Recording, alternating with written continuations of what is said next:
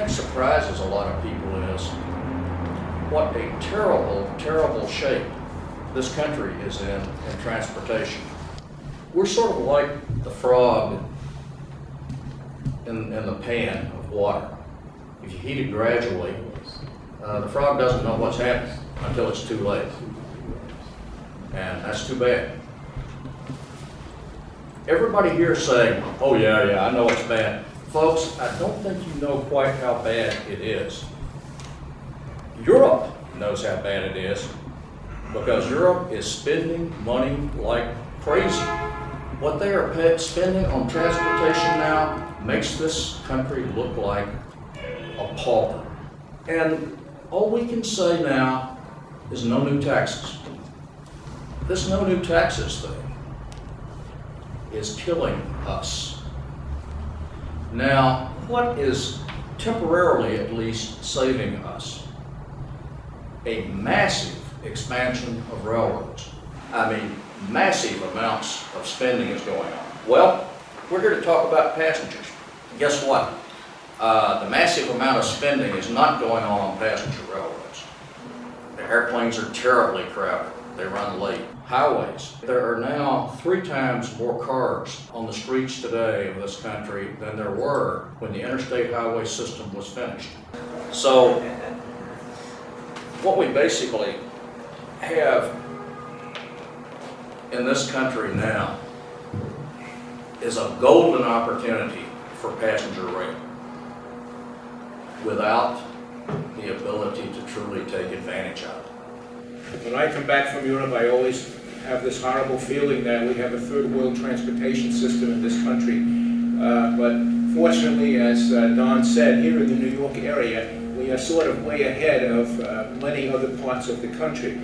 The ridership on the 3 lines that MetroNorth runs is now 269,000 rides a day, and that's the highest it's ever been. Even higher than during World War II, the ridership into that station was not as high as it is today. Now we also have the Long Island Railroad, which as the largest commuter railroad in the United States, they carry 302,000 passengers each weekday, which is a heck of a lot of people.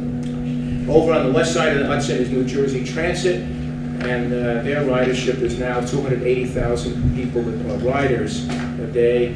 We also have here a very strong Amtrak operation. Last year, Amtrak carried over 25 million passengers, and as Don said, where they put them all, I don't know, because they have cars sitting in the shops that are waiting repair, they have locomotives that are waiting overhaul, and yet somehow they're managing to carry more and more people.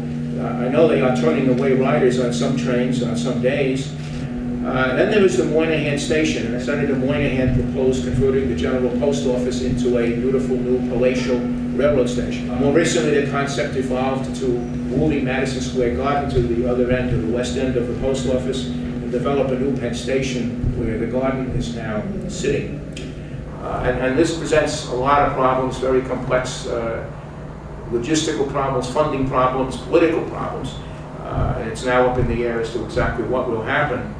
But you have to keep in mind, Penn Station handles something like 500,000 people a day. So you have a tremendous capacity crunch with those platforms, getting people in and out of the train level in Penn Station. And so regardless of what happens upstairs, whether there is a new Moynihan station built, there is still a need, an urgent need, I think, for work on the tracks and the platforms downstairs. And in an ideal world, I think you would bring the New Jersey Transit Tunnel, those 2 new tunnels they're going to build, into the Penn Station complex. And I know it would be very costly, you'd have to do expansions, but in an ideal world, that's what would be done to make one big unified operation at Penn Station that would be flexible. Now, I was asked to talk about obstacles to world-class train service on the Northeast Corridor. Well, there's a lot of them, but we could talk about that. But to me, the biggest one has been the federal government. The federal government has abdicated its responsibility in this area. And they refuse to say that this is a federal obligation. And on top of that, over the years, the federal government has basically starved Amtrak. They have never really given them what they need to do the job of moving the public in this country. One of the big issues I think we can use to overcome the inertia here is the environmental considerations. The railroad is the most environmentally friendly means of transportation. And yet, one situation that I lived through, MetroNorth, we were building 2 or 3 miles of a third track up in Westchester, and the local people opposed it. Most of it was between 2 existing tracks on the existing right-of-way, and they still opposed it. And they said, well, every argument could dredge up. And it took 3 years to finally get that approved to build 3 or 4 or 5 miles of third track up on the Harlem line in Bronxville. That's what you have to deal with. You want to talk about turning around the public attitude toward railroads. Go back to the turn of the century here in New York when Grand Central was not there. There was a Grand Central depot there that was in the same location. And they had steam engines with the smoke and soot coming out. They chugged up Park Avenue. They went through part of that tunnel. It was a slum. And people were killed. People in the neighborhoods were being killed. The railroad employees were working in a bad environment. And finally, there were a couple of bad wrecks in that tunnel. A lot of people were killed and injured and maimed, and so we had a crisis. New York Central came in, and electrification was at its infancy in those days, and they electrified the railroad, built Grand Central with the 2 levels the way it is now, and made money on it by selling off the air rights above Park Avenue where all those buildings were put up. And when it was all done, they had turned around completely the whole attitude toward the New York Central Railroad because the city loved them, the people. They made a beautiful neighborhood out of what had been a dump. And it's hard to come up with something like that today, but you know, I think the Long Island East Side Terminal is perhaps a good example. And people who now come to Penn Station will be able to, who work around Grand Central, will be able to come into Grand Central and go upstairs and walk to work. Projects like that, I think, are a big help to a lot of people. How was it ever conceived that this arc wouldn't connect with Penn Station and Grand Central? It seems so, counterintuitive that would happen at all. The first thing that happened was that they discovered some geology. There's a fault in the rock where they were going to put the tunnel west of the station. The tunnel boring machine doesn't like that. There's dirt there instead of rock, and it doesn't hold the roof up very well. So in the infinite wisdom of the designers, they said, let's go down deep enough to stay in rock, instead of saying, well, maybe we should figure out a way to dig through this fault, or let's pour some concrete in there and then dig through it.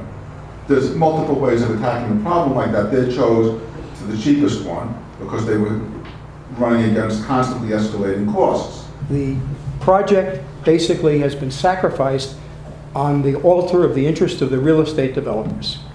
That's what's really happened. And New Jersey Transit doesn't have what I will politely call the testicle capacity. I have some questions to ask later. Whatever happens, if you have an interest in this, when they come out with the preliminary ideas, get yourselves involved in it, go to the meetings and speak out. Because only through public participation will the thing be steered in the right direction. Okay, well, I want to thank you guys very much. It was absolutely